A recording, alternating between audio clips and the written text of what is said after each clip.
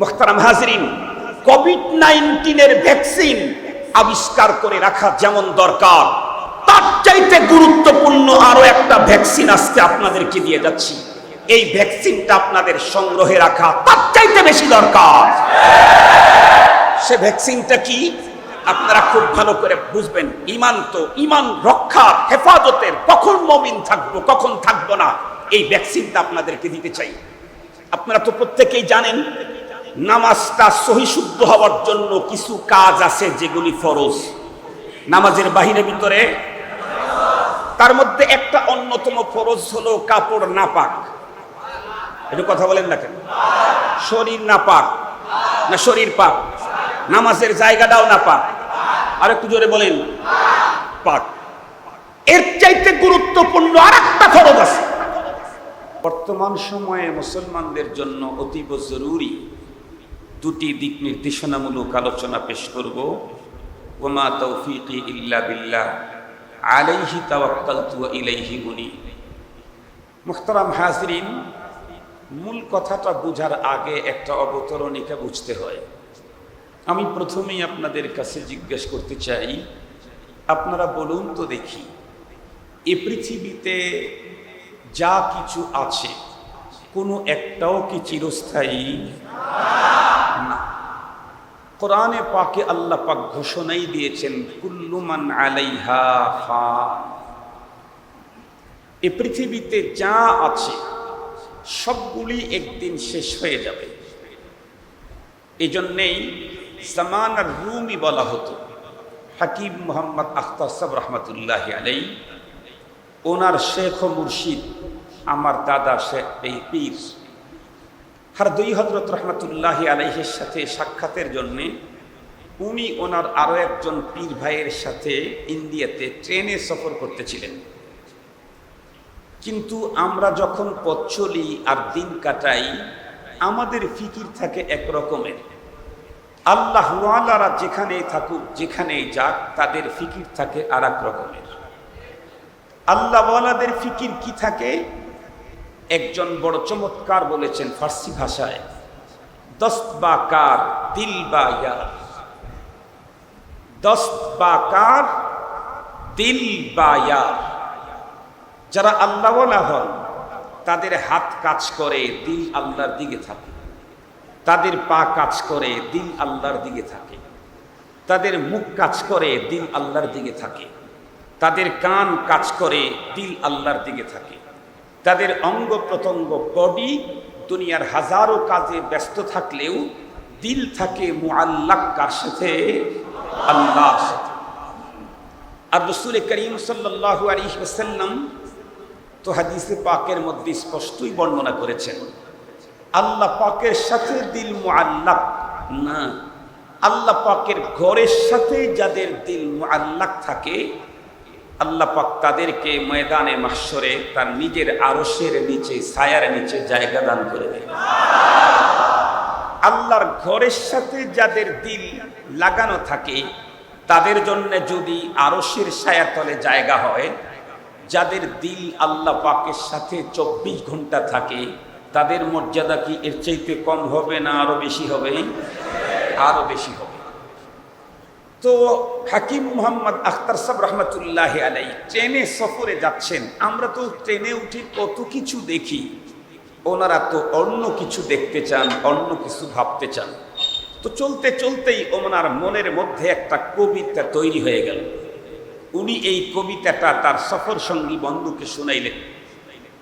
ये चमन सहारा भी होगा ये खबर बुलबुल को दो, ये चमन सहारा भी होगा ये खबर बुलबुल को दो, ताकि अपनी जिंदगी को सोच कर कुर्बा करे, ताकि अपनी जिंदगी को सोच कर कुर्बा करे। উনি বললেন, বুলবুল পাখিকে আমার পক্ষ থেকে একটা মেসেজ পৌঁছিয়ে দাও। এ বুলবুল, তুমি যে রকমারি ফুলের বাগানে ডালের উপরে বসে বসে কিচিমিচি সুরে নৃত্য করতেছো আর আনন্দ ফুর্তি করতেছো, তোমাকে একটা মেসেজ জানা দরকার। তুমি যে বাগানে বসে আছো, এই বাগানটাই চিরজীবন। এভাবে থাকবে না, কোনো একদিন নিঃশেষ হয়ে যাবে, সাহারা মরুভূমি হয়ে যাবে, শেষ হয়ে যাবে। যে বাগানে আনন্দ দিচ্ছ সে বাগানে যদি শেষ হয় তুমি তো অবশ্যই শেষ হবে। এ কারণে অত্যন্ত গভীর চিন্তার চেতনার মাধ্যমে দুনিয়ার জীবনটা পার করা দরকার। মোহতারাম হাজরিন, তাহলে এ কথা তো পৃথিবীর সকলেই বিশ্বাস করে যে আমরা যারা আছি আমরা মরেই যাব। নাস্তিক যারা, রাসূল সাল্লাল্লাহু আলাইহি ওয়াসাল্লামের ব্যঙ্গচিত্র যারা প্রকাশ করে, আল্লাহ সম্পর্কে যারা বিরূপ মন্তব্য পেশ করে, যারা স্রষ্টাকেও মানে না, তারাও মৃত্যুকে মানে না, তারাও মৃত্যুকে বিশ্বাস করে। আমরা যারা ঈমানদার, আমরা শুধু মৃত্যুকে বিশ্বাস করি না, মরণের পরে আরেকটা জগৎকে আমরা বিশ্বাস করি। ওয়াল বাসি বাদাল মাউত, ঈমানে মুফাসসালের মধ্যে মুজমাল মুফাসসাল আমরা পড়েছি, স্বীকৃতি দিয়েছি ওয়াল বাসি বাদাল মাউত, মরণের পরে আমাদের একটা জীবন আছে এবং সেই জীবনটাই আমাদের মূল জীবন। দুনিয়ার 70-80 বছরের এই জীবন, এটা মূল জীবন না, এটা হলো পান্থশালা মাত্র। মূল জীবন তো পরপারের জীবন। মৃত্যুকে যারা জীবনের সমাপ্তি মনে করে, কবি বলেন এদের চাইতে বড় গর্দভ আল্লাহর জমিনে আর কেউ হয় না। মৌত কো সুমজা হে গাফিল ইখতিতামে জিন্দেগি, मौत को समझा है गाफिल इख्तिताम जिंदगी, दर हकीकत मौत तेरे इब्तिदाए जिंदगी, दर हकीकत मौत तेरे इब्तिदाए जिंदगी।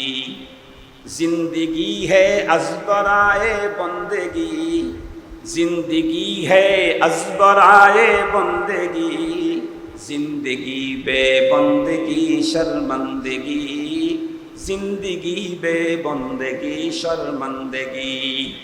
ऐशो इशरत के लिए दुनिया नहीं, ऐशो इशरत के लिए दुनिया नहीं, याद रख तू बंदा है मेहमान नहीं, याद रख तू बंदा है मेहमान नहीं। খুব ভালো করে বোঝার জন্য চেষ্টা করবেন, মৃত্যু আমার জীবনের শেষ না, মৃত্যু হলো আমার জীবনের সূচনা মাত্র, মূল জীবনের সূচনা মাত্র মৃত্যু। মুহতারাম হাজিরিন, এ কারণেই কোনো একজন মানুষ এই পৃথিবীতে আগমনের পর সে যদি পরপারের জীবনের সফলতা অর্জন করতে পারে, সেই হলো প্রকৃত সার্থক সফল। আর যদি কেউ পরপারের জীবনের ব্যর্থতা যদি কারো জীবনে এসে যায়, সেই হলো পৃথিবীর প্রকৃত ব্যর্থ। ক্ষণস্থায়ী এই 70-80 বছরের জীবনের সফলতা, এটা কোনো সফলতা না। ক্ষণস্থায়ী জীবনের ব্যর্থতাও কোনো ব্যর্থতা না। মূল সফলতার ব্যর্থতা হলো পরপারের চিরস্থায়ী জীবনের সফলতা। মূল সফলতা পরপারের চিরস্থায়ী জীবনের ব্যর্থতা, প্রকৃত ব্যর্থতা। মুহতারাম হাজিরিন, ভালো করে বুঝবেন, পরপারের চিরস্থায়ী জীবনের সফলতা অর্জন করতে চাইলে মিনিমাম একজন মানুষকে তার লাইফে 2টা জিনিস অর্জন করতেই হবে। কয়টা জিনিস? 2টা জিনিস পৃথিবীতে যার অর্জিত হবে সে হলো প্রকৃত সফল। এই 2 জিনিস যেই লোকটা অর্জন করতে ব্যর্থ হবে সেই হলো প্রকৃত ব্যর্থ। আমরা তো মনে করি যে দুনিয়ার সফলতা অর্জনে 2টা জিনিস দরকার। নাম্বার 1, চেয়ার আর পাওয়ার যে দখল করতে পারে তার জীবনে, সে হলো 1 নাম্বার সফল। এটা আমরা মনে করি যে পাওয়ার অর্জন করে, যে চেয়ার অর্জন করে। 2য় নাম্বার, পাওয়ার আর চেয়ার যদি অর্জন নাও হয়, 2nd নাম্বার সফলতা হলো প্রচুর প্রাচুর্য অর্জন করা, অনেক টাকার মালিক হওয়া, গাড়ি বাড়ি ল্যান্ড প্রপার্টি মিল কারখানা ইন্ডাস্ট্রিজ গ্রুপ অফ ইন্ডাস্ট্রিজের মালিক হওয়া। এটা হলো 2nd নাম্বারের সফলতা মনে করি। এটা আমাদের কথা, কিন্তু আমাদের স্রষ্টার কথা হলো মান যুহজিহা আনিন নারি ওয়া উদখিলাল জান্নাতা ফাকাদ ফাজ।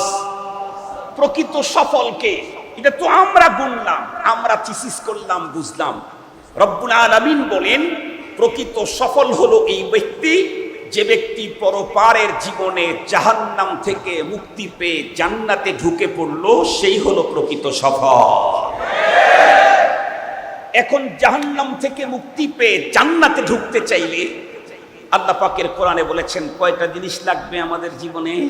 দুইটা, কমপক্ষে বলেছি দুইটা, তার মানে আরো আছে, কমপক্ষে দুইটা। আল্লাহ পাক বলেন ইন্নাল্লাযীনা আমানু ওয়া আমিলুস সালিহাতি কানাত লাহুম জান্নাতুল ফিরদাউসি নুজুলা। জান্নাতুল ফিরদাউসে মেহমান সাজতে চাইলে দুইটা জিনিস লাগবে, একটা হলো ঈমান আর একটা হলো নেক আমল। কথা বলেন, একটা হলো ঈমান আর একটা হলো নেক আমল। এই দুইটা জিনিস যদি কোনো মানুষ অর্জন করতে পারে তাহলে সে হলো সফল। পৃথিবীর কিছুই পায় নাই, কোনো শিক্ষাগত যোগ্যতাও নাই, চেহারার বডি ফিটনেসটাও তেমন আকর্ষণীয় না, স্কিনটাও তত আকর্ষণীয় না, অবস্থান তার পোশাক আশাক ওই রকম দৃষ্টিনন্দন না, তার অবস্থানটাও একদম স্টেটলেস, হোমলেস, ঘর নাই, বাড়ি নাই, কোনো কিচ্ছু নাই, কিন্তু তার ঈমানের সম্পদ আছে।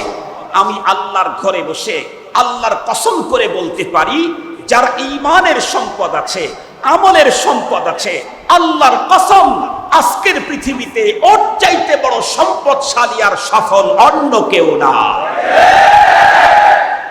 মুহতারাম হাজরিন, কথাগুলো একটু ভালো করে দিল দিয়ে বোঝার জন্য চেষ্টা করবেন। দুইটাই আমার দরকার পরপারের জীবনের সফলতার জন্য। ঈমানও আমার প্রয়োজন, আমলও আমার প্রয়োজন। তবে মনে রাখতে হবে, আমল যদি কম হয় তাহলেও আমার পরপারের জীবনের সফলতা অর্জন হবে, হয়তোবা আমার মর্যাদা কম হতে পারে আমল কমের কারণে, নেক আমল কম হবার কারণে আমার পরপারের মর্যাদা কম হতে পারে, আমার পজিশন একটু নিচে হতে পারে, কিন্তু আমি জান্নাতে যাবই যদি আমার ঈমানের অ্যাপার্টমেন্ট থাকে।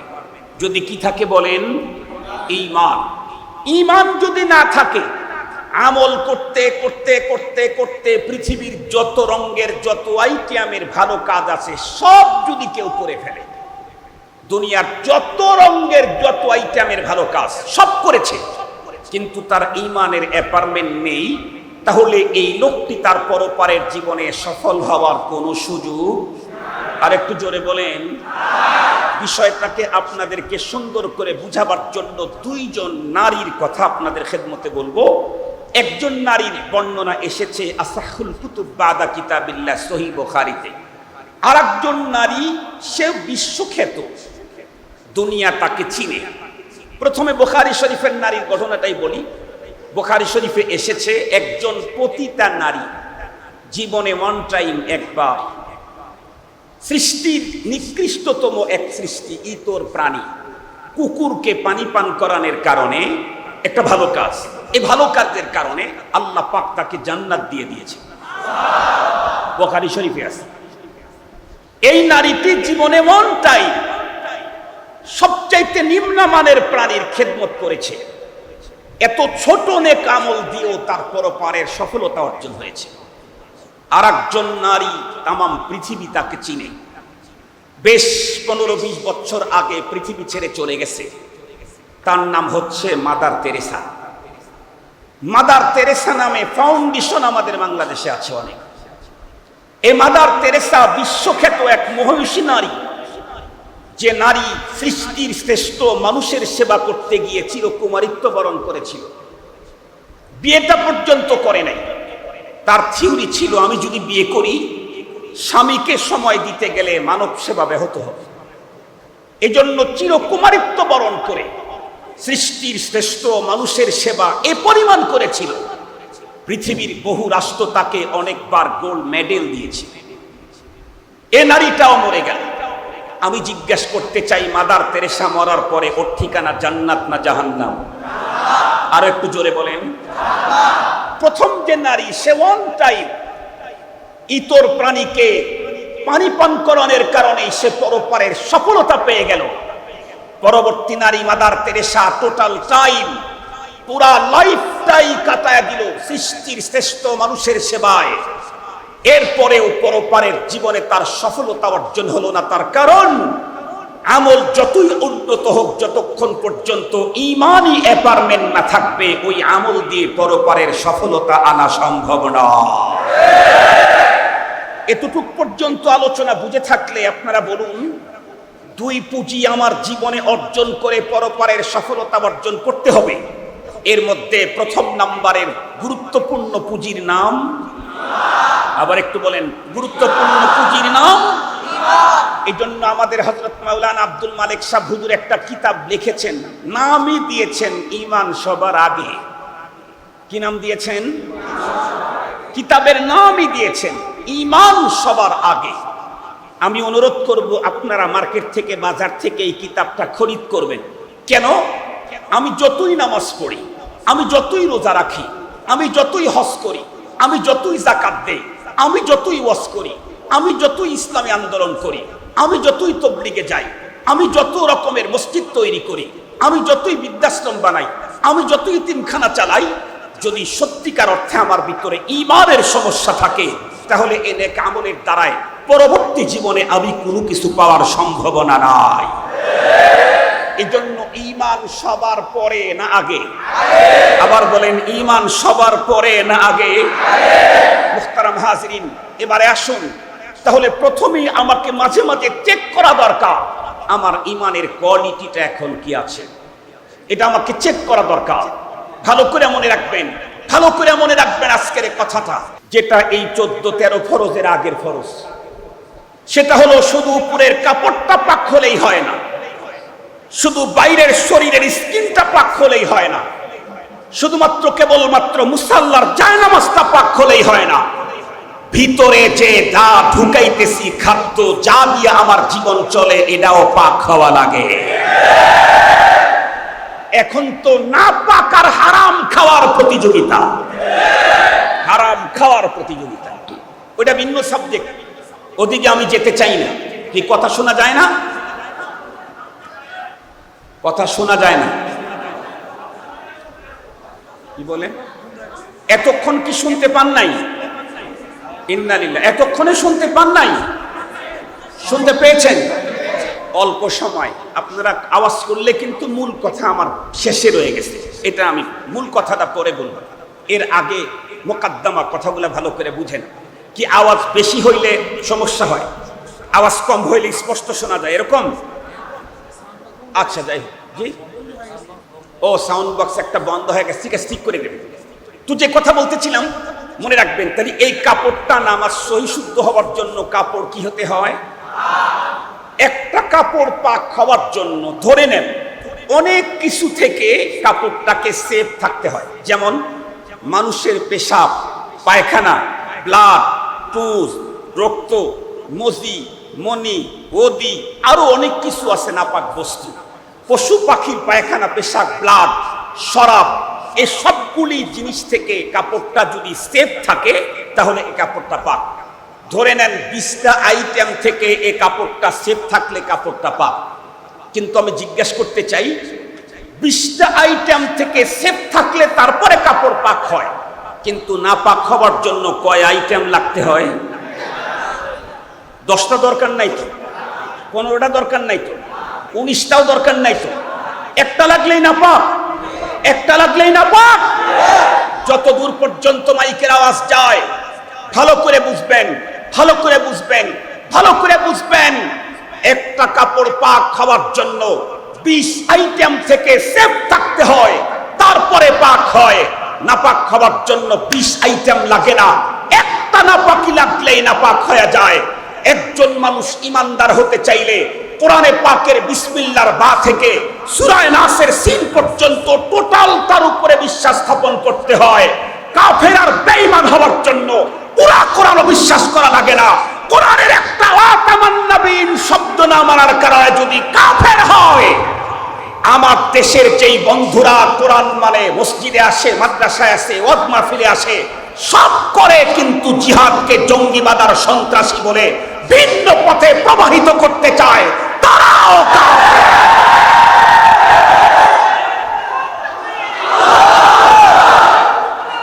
মুহতারাম, ভালো করে কথাগুলি বোঝার জন্য চেষ্টা করেন।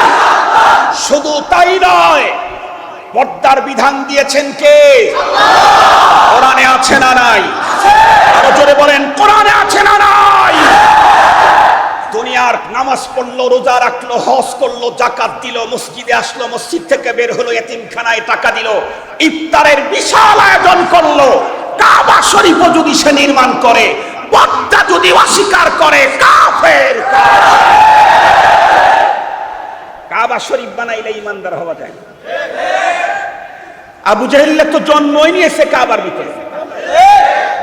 আবু জেহেলের জন্মখানায় কাবায়। মুহতারাম হাজিরিন, কাবা তৈরি করলে আর মসজিদের কাতারে দাঁড়াইলেই ইমানের প্রমাণ হয় না। ইমানের প্রমাণ করতে চাইলে 30 পারা কোরআনের টোটালটা মানতে হবে। মনে থাকবে তো ইনশাআল্লাহ? মুহতারাম হাজিরিন, এখন আমি আমার মূল কথার দিকে যাচ্ছি। মনে রাখবেন, আমি আমার ইমানের দাবিতে পরপারে যদি আমাকে মুক্তি আর নাজাত মিলাইতে চাই, কোরআনে পাকের বিসমিল্লাহ থেকে সূরা নাসের সিন পর্যন্ত যত বিধান দিয়েছে, আমার বুঝে আসুক আর না আসুক, এটাকে মনে প্রাণে দৃঢ়ভাবে অন্তরের ভিতরে জায়গা দিয়ে বিশ্বাস করলেই ইমানদার হওয়া যায়। মুসলমান ভাইরা রে, আমার কথাগুলা দিল দিয়ে বুঝবেন। শুধু এতটুকুনি নয়, কোরআনে পাকের ভিতরে আল্লাহ পাক রব্বুল আলামিন যেই বিধান যেইভাবে দিয়েছেন, সেই বিধানগুলি সেইভাবে আমাকে মেনে নিতে পারলেই তাহলে আমি একজন মুমিনের কাতারে দাঁড় হতে পারবো।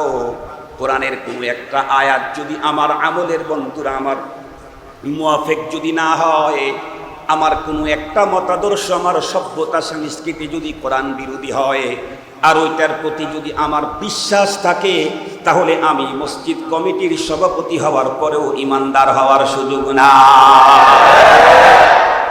আমি যে আয়াতে কারিমা তেলাওয়াত করেছি, সে আয়াতে কারিমাতে আল্লাহ পাক বলেন, সূরাতুত তাওবা 24 নম্বর আয়াত, আল্লাহ পাক তার রাসূলকে ডেকে বললেন, কুল ইন কানা আবাউকুম ওয়া আবনাউকুম ওয়া ইখওয়ানুকুম ওয়া আজওয়াজুকুম ওয়া আশিরাতুকুম ওয়া আমওয়ালুন ইকতারাফতুমুহা ওয়া তিজারাতুন তাখশাউনা কাসাদাহা ওয়া মাসাকিনু তারদাউনাহা আহাব্বা ইলাইকুম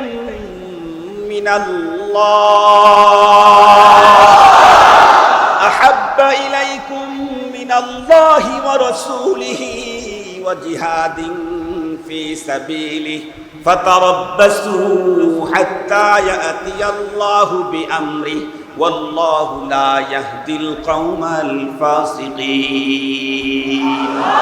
ভালো করে কথাগুলি বুঝেন, যত দূর পর্যন্ত মাইকের আওয়াজ যায় ভালো করে কথাগুলি বুঝার জন্য চেষ্টা করবেন। রব্বুল আলামিন বলেন, ওগো রাসূল আপনি বলে দিন, কাদেরকে বলে দিন, কিয়ামত পর্যন্ত যত মানুষ পৃথিবীর মধ্যে আসবে তাদেরকে আমার পক্ষ থেকে ইনফরমেশন জানায়া দিন। কি? কুল আপনি বলুন, ইন কানা আবাউকুম যদি হয় তোমাদের পিতামাতা, ওয়া আবনাউকুম তোমাদের ছেলে মেয়ে, ওয়া ইখওয়ানুকুম তোমাদের ভাই বোন, ওয়া আজওয়াজুকুম তোমাদের স্ত্রীগণ, ওয়া আশিরাতুকুম তোমার দল, তোমার পার্টি, তোমার গোত্র, ওয়া আমওয়ালুন ইকতারাফতুমুহা এবং ওই সম্পদ যেগুলি তুমি জমা করে রেখেছো, ওয়া মাসাকিনু তারদাউনা ওয়া তিজারাতুন তাখশাউনা কাসাদাহা এবং ওই ব্যবসা যেই ব্যবসার ভিতরে মন্দার আশঙ্কা করছো, ওয়া তিজারাতুন ওয়া মাসাকিনু তারদাউনাহা ওই সমস্ত বাড়ি ঘর যেই ঘরে তুমি থাকতে স্বাচ্ছন্দ্য বোধ করো, এগুলি যদি হয়, কি হয়, আহাব্বা ইলাইকুম তোমাদের কাছে যদি বেশি প্রিয় হয়, কার থেকে? মিনাল্লাহ এগুলি যদি তোমার কাছে আল্লাহর চাইতে বেশি প্রিয় হয়, ওয়া রাসূলিহি এগুলি যদি তোমার কাছে রাসূলের চাইতে বেশি প্রিয় হয়, এগুলি যদি তোমার কাছে জিহাদ ফি সাবিলিল্লাহর চাইতে বেশি প্রিয় হয়, আল্লাহ পাক ইনফরমেশন করলেন, পয়গম্বরকে দিয়ে জানায়া দিলেন, ফাতারাব্বাসু হাত্তা ইয়াতিয়াল্লাহু বিআমরি তাহলে ওদেরকে বলেন তোমরা অপেক্ষা করো, আল্লাহ পাকের আযাব তোমাদের উপরে এসে যাবে। শেখুল ইসলাম শাহ আল্লামা আহমদ শফি মনে আছেন আপনাদের? আমি জিজ্ঞাসা করতে চাই, শেখুল ইসলাম উনি তো 2013 সালের আগ পর্যন্ত দারুল উলুম দেওবন্দ থেকে এসে হাটহাজারী মাদ্রাসায় ঢুকলেন। উনি ছিলেন হাদিসের মুসনাদের একজন শেখুল হাদিস। উনি ছিলেন এক খানকার একজন অবিসংবাদিত পীর। উনি তো ছিলেন এক দাওরা উম্মুল মাদারিস, হাটহাজারীকে মনোরঞ্জন দৃষ্টিতে সুন্দর করে সাজাবার একজন নায়ক।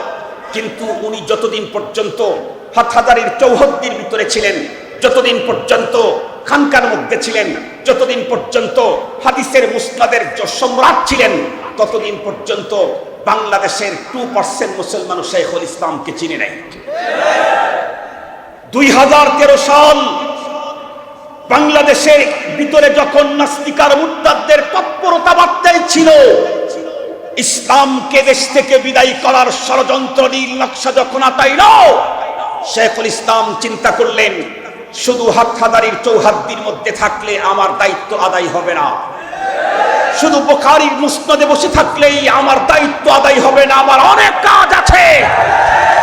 আল্লাহর রাসূলের ইজ্জত, ইসলাম হেফাজতের নামে হেফাজতে ইসলামের সংগঠন কায়েম করে রাসূলুল্লাহর ইজ্জত রক্ষার জন্য যখন ডাক দিলেন, শাপলা পর্যন্ত যখন চলে এলেন, এক রাত্রেই শাইখুল ইসলাম তামাম দুনিয়াতে পপুলার হয়ে গেল। মুহতারাম হাজরিন, আমি আমার রাসূলের ইজ্জত রক্ষার জন্য আগে বাড়বো, আমি এক পা আগে বাড়াবো, রব আমার মর্যাদা কোটি কোটি গুণে বাড়িয়ে দেবেন। শুধু দুনিয়াতেই মর্যাদা বাড়বে তাই না, আমি আমার রাসূলের সামনে দাঁড়িয়ে কমপক্ষে বলতে পারবো ময়দানে মাহশরে, ওগো নবীজি আমি তেমন কিছু করতে পারি নাই, কিন্তু আপনার ইজ্জতের উপরে যখন আক্রমণ এসেছে তখন সকল বাধাকে আমি পার উপেক্ষা করে ময়দানে আপনার পক্ষে যারা ছিল তাদের স্লোগানে কাতারে শামিল ছিলাম। মুহতারাম হাজরিন, লম্বা কথা বলার দরকার নাই, সময়ও নাই। শাইখুল ইসলাম আল্লামা আহমদ শফী রাহিমাহুল্লাহ, উনি যখন আমাদের বুজুর্গদের অবস্থাই এমন, ওনারা যত বাহ্যিক শক্তি, দেহের শক্তি যত কমতে থাকে, আমাদের বুজুর্গদের ঈমানি শক্তি তত বাড়তে থাকে। শাইখুল ইসলাম যতদিন পর্যন্ত জোয়ান ছিলেন, দেহে সিরিয়াস শক্তি ছিল, ততদিন পর্যন্ত হাটহাজারীর চার দেয়ালেই ছিলেন। যখন তার দৈহিক শক্তি শেষ, নিজের পায়ের উপরে ভর করে চলতেও পারেন না, সেই মুহূর্তে তার ঈমানি শক্তি এ পরিমাণে বাড়লো, নিজের পায়ের উপরে ভর করে চলতে পারে না, হুইল চেয়ারে চলতে হয়। কিন্তু তার ঈমানি পাওয়ার এ পরিমাণে বাড়লো, রাষ্ট্র এবং প্রশাসনের রাঙ্গা চোখকে তোয়াক্কা না করে শাপলায় রাসূলের ইজ্জত রক্ষার ডাক দিলেন। আল্লাহ পাক তাকে বাংলাদেশ না দুনিয়ার ভিতরে সুপার হিরো বানায়া দিয়েছে। শাইখুল ইসলামের মর্যাদা আল্লাহ পাকের কাছে কি পরিমাণে বেড়েছে, এর জন্য তার পুরা জীবন ইতিহাস দেখা দরকার নাই, শুধুমাত্র তার জানাজার দৃশ্যটা দেখলেই যথেষ্ট হয়ে যাবে। শুধুমাত্র তার জানাজার দৃশ্যটা দেখলেই যথেষ্ট হয়ে যাবে। আমার মনে হয় বাংলাদেশের ইতিহাসে কোন রাজনৈতিক নেতা আর একজন নেতার জানাজায় উপস্থিত হওয়ার জন্য কপ্টার নিয়ে উপস্থিত হয়েছে গেছে এমন মনে হয় ইতিহাস নাই। কিন্তু শাইখুল ইসলামের জানাজায় উপস্থিত হওয়ার জন্য সরকার দলীয় একজন অনেক বড় মেয়র শুধুমাত্র কেবলমাত্র শাইখুল ইসলামের জানাজায় উপস্থিত হয়ে মালিকের সন্তুষ্টি অর্জন করার জন্য কাপ্তার নিয়ে পর্যন্ত হাটহাজারীতে উপস্থিত হয়েছে। এই জন্য মুহতারাম, কথা আমাদের একটাই, পৃথিবীতে আমি আজীবন থাকতে চাইলেও সিস্টেম নাই। পৃথিবীতে আমি আজীবন থাকতে চাইলেও, আমাকে পৃথিবীতে পাঠানো হয়েছে থাকার জন্য না কিছু অর্জন করার জন্য? থাকার জন্য আসি নাই, জিতার জন্য এসেছি। কি জিতার জন্য এসেছি? জান্নাত জিতার জন্য এসেছি। জান্নাত জিততে চাইলে মিনিমাম কয়টা পুঁজি লাগবে যেন? তার ভিতরে নাম্বার 1 কি? তালিবুল ইলমের রাস্তায় গেলে ঈমানের যথেষ্ট প্রমাণ হয় না। ঈমানের প্রমাণ যদি নামাজের কাতারেই হতো, আমরা তো নামাজ পড়ি পিকনা কেন্দ্রীয় মসজিদে, আমরা তো নামাজ পড়ি হাফেজ আব্দুল রাজ্জাকের পিছনে।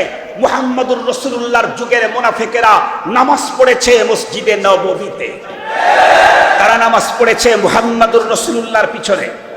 ওরা মুনাফিক না মুমিন প্রমাণ হয়েছে কখন? রাসূলুল্লাহ যখন ইসলামের জন্য জীবন চেয়ে যুদ্ধের ময়দানে ডাক দিয়েছেন, তখনই মুনাফিক আর মুমিনের পরিচয় হয়ে গেছে।